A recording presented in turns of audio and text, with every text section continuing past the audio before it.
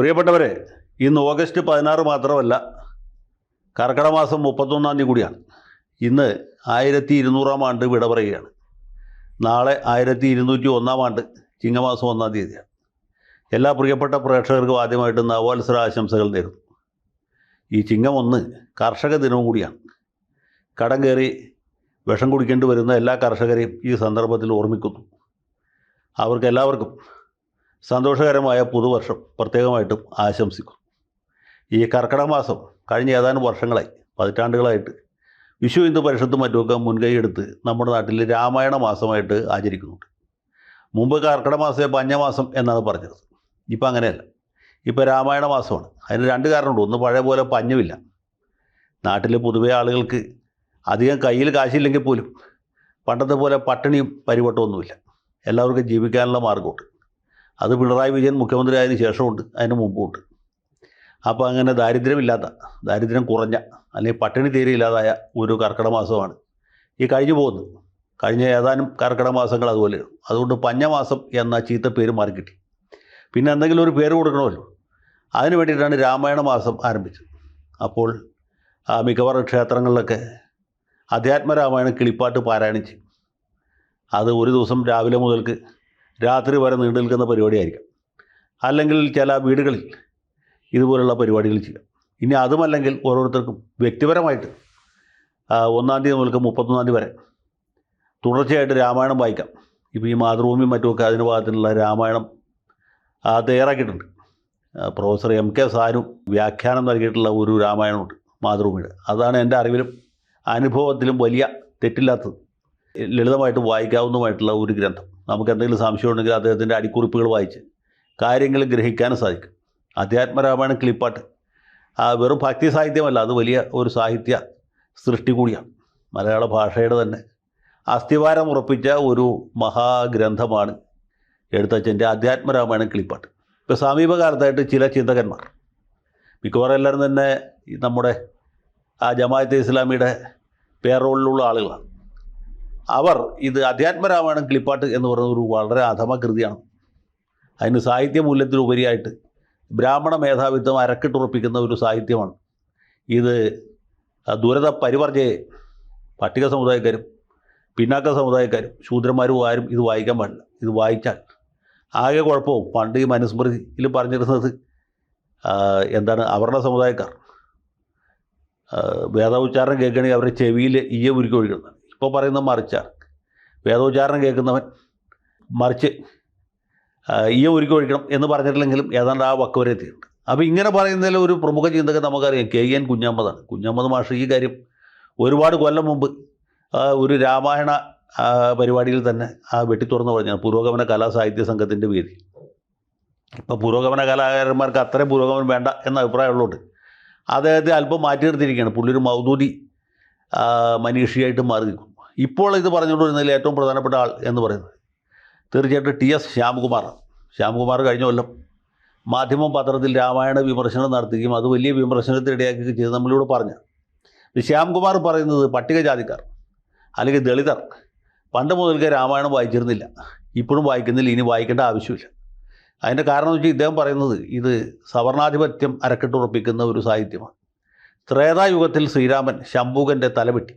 ശ്രീരാമൻ തന്നിഷ്ടപ്രകാരം വെട്ടിയതല്ല, ക്ഷത്രിയനായ ശ്രീരാമൻ ബ്രാഹ്മണരുടെ താല്പര്യപ്രകാരം, വസിഷ്ഠൻ, വിശ്വാമിത്രൻ മുതലായ മുനികളുടെ താല്പര്യപ്രകാരമാണെന്ന് എനിക്ക് തോന്നുന്നു, ഇദ്ദേഹത്തിൻ്റെ തലവെട്ടി എന്നുള്ളതാണ്.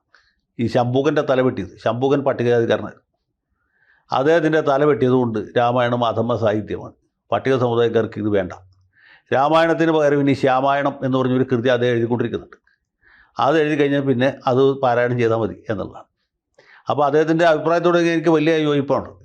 പക്ഷേ ഈ ത്രേതായുഗത്തിൽ ശംഭൂകൻ്റെ തലവെട്ടിയതിന് ശേഷം പിന്നെ ഒരുപാട് പേരുടെ തലവെട്ടിയിട്ടുണ്ട്. അതിനെക്കുറിച്ച് ഇദ്ദേഹത്തിൻ്റെ യാതൊരു ഉത്കണ്ഠയുമില്ല. എൻ്റെ വിഷമത്തിലാണ്. ഇപ്പോൾ ഈ മഹാരാജ് കോളേജിൽ അഭിമന്യു എന്ന് പറഞ്ഞൊരു ചെറുപ്പക്കാരന്, അദ്ദേഹം ദളിത് വിഭാഗക്കാരനാണ്, അല്ലെങ്കിൽ ആദിവാസി വിഭാഗത്തിൽപ്പെട്ട ആൾ, ഭാഷാ ന്യൂനപക്ഷക്കാരനുമാണ്. അദ്ദേഹത്തിൻ്റെ നെഞ്ചിൽ കടാര കുത്തിയിറക്കിയത് ശ്രീരാമനല്ല, രാമായണം വായിക്കുന്ന ആളുകളുമല്ല, രാമായണമേ വായിക്കാത്തവരാണ്. പക്ഷേ ഈ പാവപ്പെട്ട ചെക്കൻ ഒറ്റ കുത്തിന് മരിച്ചുപോയി. കുത്താത്ര ഗംഭീര കുത്തായിരുന്നു. അപ്പോൾ ഇതിൻ്റെ പുറത്ത് ശ്രീരാമനാണ് കുറ്റക്കാരൻ. ഈ ത്രേതായുഗത്തിലെ കാര്യമൊക്കെ അവിടെ നിൽക്കട്ടെ. കലിയുഗത്തിൽ പിണറായി വിജയൻ കേരളം ഭരിക്കുന്ന സമയത്ത് അഭിമന്യുവിൻ്റെ നെഞ്ചിൽ കത്തി കുത്തിയിറക്കിയത് ആരാണ്? ഒന്നാമത്തെ ചോദ്യം. രണ്ടാമത്തെ ചോദ്യം, അട്ടപ്പാടിയിൽ മധുവിന് ഓർമ്മയില്ലേ? ആദിവാസി വിഭാഗത്തിൽപ്പെട്ട ആൾ അരി മോഷ്ടിച്ചു എന്ന കുറ്റത്തിൽ, മോഷ്ടിച്ചു എന്നുള്ള ദൈവത്തിനറിയാം, അദ്ദേഹത്തെ ഇടിച്ചും തല്ലിയും ആൾക്കൂട്ട വിചാരണ നടത്തിയും കൊന്നത് ശ്രീരാമനാണോ? അല്ലെങ്കിൽ വിശ്വാമിത്രനും വസിഷ്ഠനും പറഞ്ഞതിൻ്റെ അടിസ്ഥാനത്തിലാണോ? ഏതെങ്കിലും ബ്രാഹ്മണരുടെ ശാപം കൊണ്ട് സംഭവിച്ചാണോ? ആണെങ്കിൽ ശ്യാംകുമാർ അത് പറയണം. ആരാണ് മധുവിനെ കൊന്നത്? മധുവിനെ കൊന്നതിലെ പ്രതികൾ എത്ര പേരുണ്ടായിരുന്നു? അതിൽ കോടതി ശിക്ഷിച്ച ആരെയൊക്കെയാണ്? അതിനും ശ്യാംകുമാർ ഉത്തരം പറയും എന്നാണ് എൻ്റെ പ്രതീക്ഷ. അതുപോലെ ഇവിടെ എറണാകുളം ജില്ലയിൽ തന്നെ കിഴക്കമ്പലം എന്നൊരു സ്ഥലമുണ്ട്. അവിടെ 2020 പ്രവർത്തകനായിരുന്ന ദീപു എന്ന് പറഞ്ഞ ഒരു പട്ടിക സമുദായക്കാരൻ ഇതുപോലെ അരിങ്കൊലക്കേരിയായി. അതിൻ്റെ കേസ് കോടതിയിൽ പെൻഡിങ് ആണ്. പ്രതികൾക്ക് ശിക്ഷ കിട്ടിയിട്ടില്ല എന്നുള്ളൂ. ശിക്ഷിക്കുമെന്ന് പറയാൻ ഞാൻ ആളല്ല. അപ്പോൾ ഈ ദീപുവിനെ കൊന്നാരാണ്? അത് ശ്രീരാമൻ പറഞ്ഞനുസരിച്ചാണോ? ശ്രീകൃഷ്ണൻ പറഞ്ഞനുസരിച്ചാണോ? അല്ലെങ്കിൽ ബുദ്ധഭഗവാൻ പറഞ്ഞനുസരിച്ചാണോ? ആരെങ്കിലും പറഞ്ഞനുസരിച്ചാണോ? ആരൊക്കെയാണ് പ്രതികൾ? അവരെ ഏതേത് വിഭാഗത്തിൽപ്പെട്ടവരാണ്? ഇതിൻ്റെ ഉത്തരവാദി ആരാണ്? വസിഷ്ഠനാണോ? വിശ്വാമിത്രനാണോ? അപ്പോൾ ത്രേതായുഗത്തിൽ നടന്ന കാര്യങ്ങളല്ലോ കലിയുഗത്തിൽ നടക്കുന്ന കാര്യങ്ങളെ കുറിച്ച് നമ്മൾ ആരോടാണ് പരാതി പറഞ്ഞത്? അതിന് ഏതെങ്കിലും യുഗത്തിൽ നമ്മൾ ആരോടെങ്കിലും പരാതി പറയാമോ? ഈ അംബേദ്കറൈറ്റ് ബുദ്ധിജീവികൾ ഇവിടെ അടൂർ ഗോപാലകൃഷ്ണൻ വലിയ മോശക്കാരനാണ് എന്ന് പറയുന്നുണ്ട്, അല്ലെങ്കിൽ യേശുദാസ് കൊള്ളരുതാത്തവനാണെന്ന് പറയുന്നുണ്ട്, അതുമല്ലെങ്കിൽ ശ്രീരാമൻ വളരെ മോശക്കാരനാണ്, മോശക്കാരനൊക്കെ മോശക്കാരനാണ് എന്ന് പറയുന്നുണ്ട്. ഇവരൊക്കെ 21ാം നൂറ്റാണ്ടിൽ നടക്കുന്ന അക്രമങ്ങളെക്കുറിച്ച് ഇവരുടെ അഭിപ്രായം എന്താണ്? അത് സണ്ണി എം കവിക്കാടിന് എന്താണ് ഈ വിഷയത്തിൽ അഭിപ്രായം? അല്ലെങ്കിൽ ദളിത് ബുദ്ധിജീവി അംബുജാക്ഷൻ്റെ ചിന്താഗതി എന്താണ്? ശ്യാംകുമാർ മാത്രമല്ല, വേറെ ഒരുപാട് ചിന്തകന്മാരും ചിന്തകികളും ഈ നാട്ടിലുണ്ട്. ഇവർക്ക് ഇപ്പോൾ നടക്കുന്ന കാര്യത്തെക്കുറിച്ച് എന്താണ് അഭിപ്രായം? ത്രേതായുഗത്തിൽ ശംഭുകനെ ഉപദ്രവിച്ചു. ഇപ്പോൾ ഈ കിഴക്കൻ ബംഗാളിൽ ഇന്ത്യ വിഭജനം ഉണ്ടായ സമയത്ത് നമോ ശൂദ്രരടക്കമുള്ള ആളുകളെ ആരാണ് കൂട്ടക്കൊല ചെയ്തത്? 1971 കിഴക്കൻ പാകിസ്ഥാനായിരുന്ന ആ പ്രദേശത്ത് ഈ വിഭാഗത്തിൽപ്പെട്ട ആളുകളെ, ഈ അക്രമത്തിൻ്റെ ഇരയായതിൽ 90% ദളിത് വിഭാഗത്തിൽപ്പെട്ടവരാണ്. കാരണം ബ്രാഹ്മണരും കായസ്ഥരൊക്കെ അവിടെ നിന്ന് ജീവനം കൊണ്ട് പണ്ടേ രക്ഷപ്പെട്ടു. അവരെ ഉപദ്രവിച്ചതാരാണ്? അവരെ കൂട്ടക്കൊല നടത്തിയതാരാണ്? അവരെ അഭയാർത്ഥികളാക്കി ഇന്ത്യയിലേക്ക് ഓടിച്ചതാരാണ്? ഇപ്പോൾ ഈ 2024 ആണ്ടിന് ശേഷം ഒരു കൊല്ലമായി, കഴിഞ്ഞ ഒരു കൊല്ലമായിട്ട് ഈ വിഭാഗത്തിൽപ്പെട്ടവരെ ആരാണ് ഉപദ്രവിക്കുന്നത്? ആരാണ് അവരെ ഇന്ത്യയിലേക്ക് ഓടിക്കുന്നത്? ആരാണ് അവർക്ക് ജീവിക്കാൻ നിവൃത്തിയില്ലാത്ത സാഹചര്യം ഉണ്ടാക്കിയത് എന്ന കാര്യത്തെക്കുറിച്ച് അംബുജാക്ഷൻ്റെയും സണ്ണി എം കവിക്കാടിൻ്റെയും സർവോപരി ശ്യാംകുമാറിൻ്റെ അഭിപ്രായങ്ങൾ അറിയാൻ എനിക്ക് താല്പര്യമുണ്ട്. ഇതിൻ്റെ താഴെ വന്നിട്ട് ദളിത് മൗലികവാദികൾ എന്നെ തെറി പറയും എന്ന കാര്യം എനിക്ക് ഉറപ്പാണ്. ഈ അഡ്വക്കേറ്റ് ജയശങ്കർ നായർ സമുദായക്കാരനായിട്ട് സവർണനായതുകൊണ്ടും ബ്രാഹ്മണാധിപത്യം നിലനിർത്താൻ ശ്രമിക്കുന്ന ആളായതുകൊണ്ടും ഇയാൾ ഇങ്ങനെയൊക്കെ പറയുന്നു എന്നിവർ ആരോപിക്കും എന്നുള്ളത് എനിക്ക് ഉറപ്പാണ്. പക്ഷേ ഈ ചോദ്യങ്ങൾ അവിടെ തന്നെ ഉണ്ടാവും.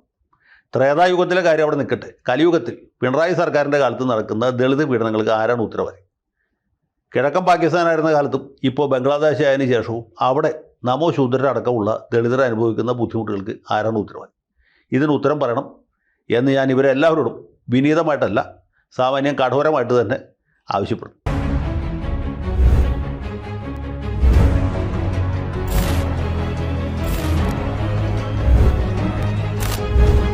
കൂടുതൽ വാർത്തകളും വിശേഷങ്ങളും നിങ്ങളിലേക്ക് എത്താൻ ABC മലയാളം സബ്സ്ക്രൈബ് ചെയ്യുക, ബെൽ ബട്ടണും അമർത്തുക.